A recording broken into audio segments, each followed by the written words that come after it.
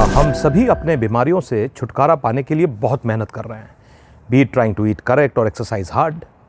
But if we do not see tangible results periodically, then obviously कहीं ना कहीं हम लोग डीमोटिवेट हो जाएंगे. और इसीलिए जब आप करेक्ट डाइट खाने की कोशिश कर रहे हो, आप उन खानों का परहेज कर रहे हो जिससे आपका इंसुलिन रेजिस्टेंस बढ़ता है, आप रोज़ अपने शरीर के इंसुलिन सेंसिटिविटी को बेहतर बनाने के लिए इंटरमिटेंट फास्टिंग या रुक रुक कर उपवास कर रहे हो, then it is also very important that you know how to exercise correctly to reverse your diabetes, obesity and insulin resistance.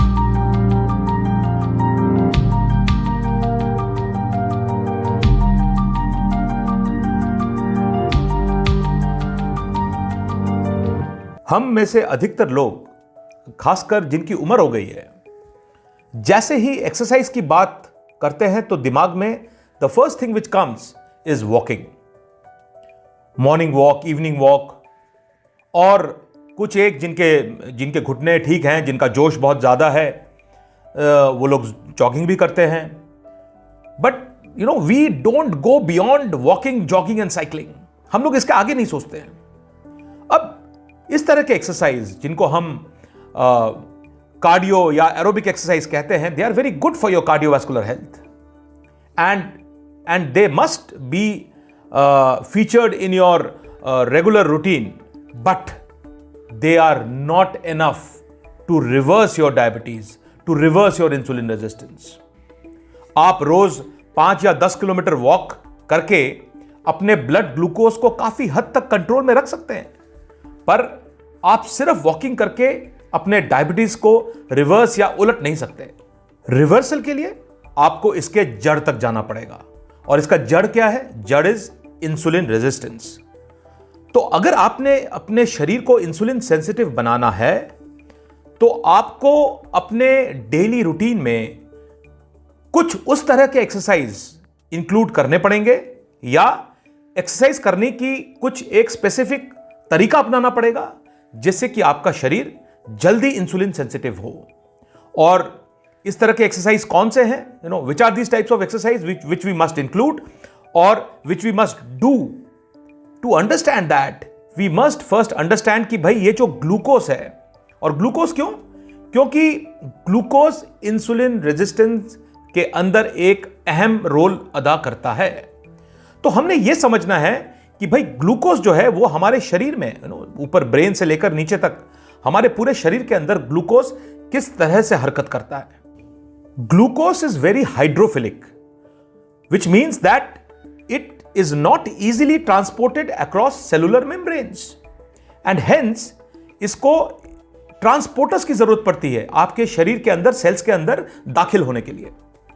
और हमारे शरीर में दो तरह के ट्रांसपोर्टर्स हैं. वन इज कॉल्ड ग्लूट और ग्लूकोज ट्रांसपोर्टर्स. 14 तरह के ऐसे ट्रांसपोर्टर्स हैं हमारे शरीर के अलग अलग भागों में. और दूसरा है सोडियम डिपेंडेंट ग्लूकोज ट्रांसपोर्टर्स और SGLTs. 2 तरह के हैं. और अब हम ये 14 और 2 16 तरह के ग्लूकोज ट्रांसपोर्टर्स के बारे में ज्यादा डिस्कस नहीं करेंगे. But just from the point of view of workout and exercise, जिस पर ये वीडियो है, from that point of view, just to carry home a point and make you understand the basics, हम लोग पहले 4 ग्लूकोज ट्रांसपोर्टर्स को will just discuss for next 30 seconds. जैसा कि आप इस स्लाइड में देख रहे हैं, the first of the transporters called GLUT1, glucose transporter 1, ये हमारे खून में या रेड ब्लड सेल्स में पाया जाता है. कुछ मात्रा में ये हमारे हार्ट में भी पाया जाता है. उसी प्रकार GLUT2 हमारे लिवर, पैनक्रियास और स्मॉल इंटेस्टाइन्स में पाए जाते हैं. GLUT3 या ग्लूकोज ट्रांसपोर्टर 3 हमारे ब्रेन और न्यूरॉन्स में पाए जाते हैं. और ये जो GLUT1, 2, 3, ये सारे ग्लूकोज ट्रांसपोर्टर्स इंसुलिन इंडिपेंडेंट होते हैं. इनका इंसुलिन के ऊपर, they are not dependent, they are independent, यानी इनका इंसुलिन से कुछ लेना देना नहीं है. तो अगर आपके रेड ब्लड सेल्स को या ब्रेन को ग्लूकोज की जरूरत है तो ये आसानी से ले सकते हैं without the help of insulin. पर हमारे लिए आज जो फोकस एरिया है वो है GLUT4, ग्लूकोज ट्रांसपोर्टर 4. ये GLUT4 जो है, ये ट्रांसपोर्टर हमारे skeletal muscle cells, adipose tissues और हार्ट में पाया जाता है. और GLUT4 जो है, इसके मदद से ग्लूकोज इनके अंदर जाता है। अब अनलाइक ग्लूट 1, 2 एंड 3, ग्लूट 4 जो है, this is insulin dependent, unlike glut 1, 2 and 3। So, when you have to push the glucose inside your skeletal muscle cells, you need insulin because this GLUT4 transporter is insulin dependent. अब हम क्या चाह रहे हैं कि भाई हम अपने मोटापे को, डायबिटीज को, इंसुलिन रेजिस्टेंस को ठीक करने के लिए शरीर को इंसुलिन सेंसिटिव बनाएं। और मानो ऐसा कोई तरीका निकले हमारे लाइफस्टाइल में, हमारे एक्सरसाइज और वर्कआउट के रेजिमेंट में, कि हम बिना इंसुलिन के मदद के ग्लूकोज को अपने स्केलेटल मसल सेल्स के अंदर डाल सकते हैं। अपने स्केलेटल मसल सेल्स, हमारे शरीर के अंदर जो वेरियस मसल ग्रुप्स है उसके अंदर इतने सारे सेल्स हैं, उसके अंदर अगर ग्लूकोज बिना इंसुलिन के मदद के अंदर जा सके, then it will help us to make our body insulin sensitive faster, and that is what we want. So we need to include such exercises in our routine which increases the GLUT4 or the glucose transporter 4 on the cell membrane to improve the glucose uptake inside the skeletal muscle cells independently of insulin। और इस प्रक्रिया को Regina मिलनर ने अपने इस छोटे से video में एनिमेशन के द्वारा बहुत ही अच्छी तरह से समझाया है, and I shall share the link in the description. So now let us see कि हम कौन से एक्सरसाइज करें और कैसे एक्सरसाइज करें ताकि हमारे स्केलेटल मसल सेल्स के अंदर सेल मेम्ब्रेन पे GLUT4 की मात्रा बढ़े, ताकि जो ग्लूकोज अपटेक है सेल्स के अंदर वो बिना इंसुलिन के मदद के आराम से हो सके और हमारा शरीर इंसुलिन सेंसिटिव हो। और इसको मैंने बेसिकली 2 भागों में बांटा है। So the first type of exercise is called strength training और रेजिस्टेंस ट्रेनिंग। और स्ट्रेंथ ट्रेनिंग और रेजिस्टेंस ट्रेनिंग से हम क्या समझते हैं? When you contract your muscles against resistance, when you try to use your body against gravity, that is called resistance training, जिससे कि आपके मसल्स के ऊपर तनाव बढ़े। और ये आप 3 तरीके से कर सकते हैं, as listed out in the slide। First is the resistance band exercise। ये खास करके जो बुजुर्ग हैं, जिन्हें दूसरे तरीके के एक्सरसाइज करने में कुछ परेशानी हो सकती है, उनके लिए तो ये बहुत अच्छा है। And even anyone can do resistance band exercise. You can buy some resistance bands, keep it at your home, and do certain simple resistance band exercises for your upper body, for your lower body. Work out on your muscle groups. Use the resistance of the band. और ये जो bands हैं इनके ये अलग अलग resistance levels में भी मिलते हैं, कलर कोड के साथ। तो आप लें, आपका शरीर जैसा अलाउ करता है, but use this resistance bands. वो जो खिंचाव है आपके मसल्स का, वो जरूरी है to increase GLUT4. The second way of doing it is use simple weights, be it dumbbell, barbells, kettlebells. अगर आपने मेरे इस चैनल का लोगो देखा होगा, उसके अंदर भी मैंने एक डंबल डाला हुआ है, because it is very important. You can even improvise, you can improvise weights like, you can use a school bag. लोगों ने लॉकडाउन में तो खाली गैस के सिलेंडर भी उठाए हुए हैं, just to do some strength training and some resistance training. So do whatever, do some improvisations, but you can use or buy certain basic weights and keep it at your home, or you can go to a gym and do a lot of weight training to get your body becoming insulin sensitive faster. The third way of doing it is one of the best ways, and I tell everybody that you don't have to bother so much. Use your own body weight against yourself. तो आप अपने शरीर को अपने विरुद्ध इस्तेमाल करें और अपने शरीर के वजन को यूज करें to create resistance and to do strength training. And for that you can do for the upper body push-ups and various types of push-up as form of push-up variations. You can do for the lower body squats and squat variations. और चाहे आप dumbbell use करें या squats करें या pushups करें या आप रेजिस्टेंस बैंड यूज करें, आप जो भी यूज करें, एम क्या है? Aim is to target your larger muscle groups. हम लोग इसको कंपाउंड रेजिस्टेंस ट्रेनिंग भी बोलते हैं। Why compound resistance training? Because it involves more than one muscles, it involves a group of muscles and also your joints. So इस तरह के training से जो है आप अपने डिजायर्ड एंड स्टेट की ओर जा सकते हैं। And what is your desired end state? Your desired end state is to tire और फटीग योर मसल्स। आपके कंधे, आपके शोल्डर्स, आपके आर्म्स, आपका लोअर बॉडी, आपके एब्स, जहां पे भी आपके मसल्स हैं, आपका back, they all must pain. You must be able to fatigue your muscles. That's the end. That's the desired end state that you want to reach after, say, a session of 10 minutes or 20 minutes or 30 minutes or whatever minutes of resistance training or strength training that you are doing. और strength या resistance training की सबसे अच्छी बात क्या है? You get the benefits, or your body gets the benefits even when you have finished your session. तो अगर आपने सिर्फ 20 मिनट का स्ट्रेंथ ट्रेनिंग किया है और आपने अपने मसल्स के ऊपर वो तनाव डाला है, तो जब आप रेस्टेड स्टेट या रिकवरी स्टेट में हैं, तब भी आपका शरीर जो है एनर्जी यूटिलाइज कर रहा है रिकवरी मोड में. आपके मसल्स जब दर्द कर रहे हैं, आप रात को सो रहे हैं या आप बैठ के रेस्ट कर रहे हैं, that is the time also your body is getting the benefits of the strain that you have created on your muscles. Now those of you who are not able to do strength training due to whatever reasons, कई हैं जिनके shoulders में problem है, किसी के घुटने ठीक नहीं है, you can even look at options of doing another way of training, another way of doing a resistance training called isometric way of exercises, isometric exercises. And what do you mean by isometric? Iso and metric, जहां पे आपके जो muscles हैं वो movement नहीं करते हैं, so you are static, you are holding positions. So something like doing a plank or doing a push-up position, just the push-up position, or doing a wall sit, they are all various ways of doing isometric exercises, and they are also very good to create resistance in your body. The second of these types of exercise, which you can incorporate in your daily routine, is called HIIT or high intensity interval training. और इनके शब्दों में ही इनका मतलब छुपा हुआ है. High intensity यानी कि आपने अपने इंटेंसिटी को बढ़ाना है. हर एक हम में से हर एक की जो इंटेंसिटी लेवल है वो अलग होगी. We all are at different platforms as far as our fitness and our health is concerned. So depending on your health state and depending on your fitness levels, you know where you stand best and where you really reach to the point of maximum intensity. So you must try to reach high intensity, and then you need to create certain intervals in between for your heart rate to come down. And when you incorporate this type of exercise, then also you tend to get your glute force more on your cell membrane, and thereby they help in the uptake of glucose without insulin. अब HIIT या high intensity interval training का मतलब है कि besides creating resistance and in some forms pushing you to utilize more strength, as the name suggests, it needs you to increase your intensity of workout at regular intervals. और हमारे इसके अंदर desired end state क्या है?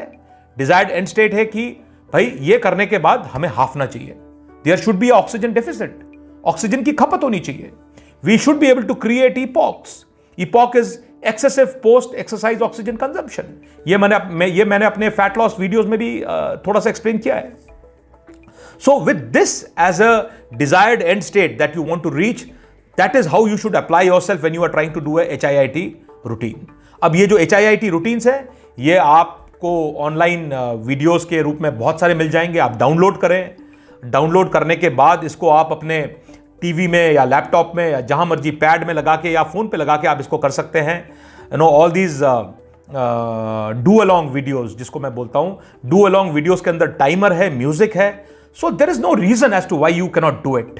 And you have got, if you go on the net, you will find a varying range starting from, short duration of 5 or 10 minutes to up to 20 minutes, 40 minutes. तो जैसा आपका शरीर का state है, आप उतना ही करें, बट शुरू करें. HIIT करना शुरू करें. हफ्ते में 3 बार करें. To start, do it twice a week, but include HIIT as part of your reversal program. High intensity interval training has to be done if you want that your sugar levels should drop faster and you can leave your medicines of diabetes. If you want that the fat loss should continue at a very good pace, you have to include HIIT in your schedules. Now, along with HIIT, there is another form of HIIT actually. It's called Tabata. And Tabata is named after a Japanese researcher, Izumi Tabata. And it is nothing but it is a form of HIIT in which जो ये recovery phase के लिए जो ये interval है, high intensity interval, this interval is very very small. So this is again has been researched intensively and Tabata exercises also give you tremendous benefits. I will share a link in the description.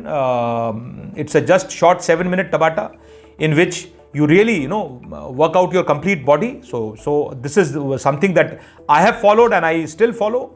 You can pick up anyone from the internet and any of these amazing guys who have made these online Tabata videos, and you can go online or you can again record them, play it on your mobile or on your PC or on your TV, and do it along with music. Enjoy a short session, but include Tabata also in your weekly regimen. तो जब आप अपना weekly regiment बना रहे हैं तो उसके अंदर आपका strength training, resistance training, isometric training वो होना चाहिए, आपका HIIT होना चाहिए, और आपका टबाटा भी कहीं पे आपने फिट करना है. और जब आप ये सारा मिक्स करेंगे अपने वीकली शेड्यूल में, you will find that you are showing much more improved results, visible tangible results, rather than just walking. आपके पास अगर 1 घंटा है पूरे दिन के अंदर, क्योंकि आप बाकी टाइम आपने बाकी काम भी करने हैं, उस 1 घंटे आप सिर्फ वॉकिंग ना करें, ये मेरा कहना है. आप उस 1 घंटे में से आधा घंटा वॉकिंग करें, 20 मिनट वॉकिंग करें, 10 मिनट जॉगिंग करें. उसके बाद का जो बाकी टाइम है आप इन सब एक्सरसाइज पे भी ध्यान दें. Since we are talking of exercise and workouts, I just thought I will make a brief mention of yoga and pranayam, though I must admit that I was and I am very poor in this. I have not ventured too much into it. I have been focusing more towards strength training and HIIT when I reversed my and the way I've been continuing. But yes, if you can, why not? You must include yoga and pranayam also in your regimen, and certain yogic exercises like the Mandukasana, Shashaka and Vakrasana. They help not only to stabilize your glucose levels, but also they help you to probably get your body towards insulin sensitivity. And then pranayams like Kapalbhati and Anulom Vilom, we all know about it. So yes, include these yogic exercises and pranayams also in your daily schedule to make your body insulin sensitive. In the end, as a side note, 3 बातें सिर्फ share करना चाहूंगा बहुत जल्दी से. पहला is try and exercise once a day during a fasted state. Actually, what happens during fasted state, you increase lipolysis in your adipose tissues, stimulating increased peripheral fat oxidation. कई लोग प्री वर्कआउट मील्स की बात करते हैं. जी हाँ, अगर आप insulin sensitive हैं, अगर आपके शरीर में इंसुलिन रेजिस्टेंस नहीं है, अगर आप मोटे नहीं हैं, तो फिर आपको वो प्री वर्कआउट मील शील लेना चाहिए. आप करिए अपना जैसे भी आपने अपना ट्रेनिंग शेड्यूल बनाया हुआ है. But if you are insulin resistant and we are discussing how to heal our body, how to reverse our ailments, then it makes sense to do a workout, one short workout. You can do a 7-minute Tabata or a 20-minute HIIT, or you can do a 40-minute of brisk walk, whatever, at a fasted state. आपके पिछले रात के खाने के बाद और आज दिन के खाने से पहले आप चाहे 12, 14, 16 जितने भी घंटों के इंटरमिटेंट फास्टिंग के प्रोटोकॉल में हैं, आपका शरीर जब फास्टेड स्टेट में है, you must go for an exercise. The hormonal benefits you get while exercising in a fasted state is related to the depleted muscle and liver glycogen stores that naturally occur when you fast. आपको पता है कि हमारे muscles में, हमारे liver के अंदर glycogen है. So they are at a depleted state when you are at a fasted state. So take advantage of that. The second point is that जोश के साथ होश ना खोएं. Don't over exercise in that enthusiasm की मेरे sugar levels drop हो रहे हैं, मैं और जल्दी ड्रॉप करूंगा, मैं और ज्यादा एक्सरसाइज करूंगा. Do it gradually. What happens is that too much of over exercise when your body is not ready for it, it tends to increase the cortisol levels. और कॉर्टिसोल, आपके खून के अंदर अगर कॉर्टिसोल के लेवल्स बढ़े हुए हैं, वो भी आपके इंसुलिन सेंसिटिविटी में बाधक हो सकते हैं. So do not over exercise. That's what I want to say. And the third point is actually for type 1 diabetic, So for type 1 diabetics, you need to be little careful because you are insulin dependent. आपको बाहर से insulin की जरूरत पड़ती है. So when you tend to exercise too much, your blood sugar levels may fall drastically. So be careful of that. So yes, get smarter. Make your workouts meaningful. अगर आप सुबह 20 मिनट के लिए या 40 मिनट के लिए निकलते हैं, तो वो 40 मिनट आपके शरीर को कुछ एडवांटेज मिलना चाहिए. सिर्फ जाके वॉक करके वापस मत आइए. So make your workouts meaningful. मेरे चैनल को सब्सक्राइब जरूर करें अगर आपने नहीं किया अभी तक. Be happy, be healthy, keep smiling. Cheers.